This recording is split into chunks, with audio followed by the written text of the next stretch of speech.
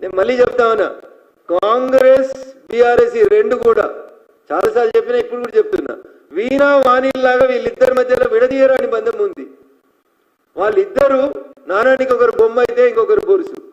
We cannot separate them. ఇద్దరి ఐడియాలు ఒకటే రకంగా ఉంటాయి, ఇద్దరి పాలసీలు ఒకటే రకంగా ఉంటాయి, ఇద్దరి మాటలు ఒకటే రకంగా ఉంటాయి.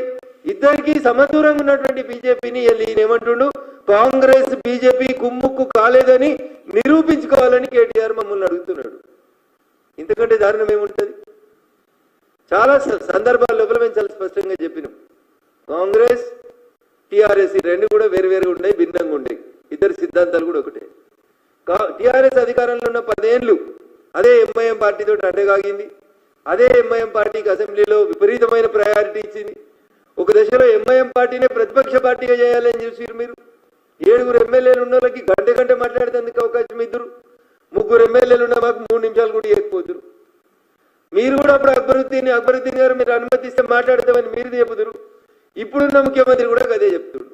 ఒకవేళ అక్బరుద్దీన్ ఓవైసీ గారు అనుమతిస్తే నేను తెలుగులో మాట్లాడతా అని చెప్తున్నాడు. అందుకనే మీరు అధికారంలో ఉన్న 10 సంవత్సరాల్లో కూడా మీరు చేసిన అవే పొరపాట్లు ఇవాళ అధికారంలోకి వచ్చినటువంటి కాంగ్రెస్ పార్టీ రేవంత్ సర్కార్ కూడా అవే పొరపాటు చేస్తా ఉంది.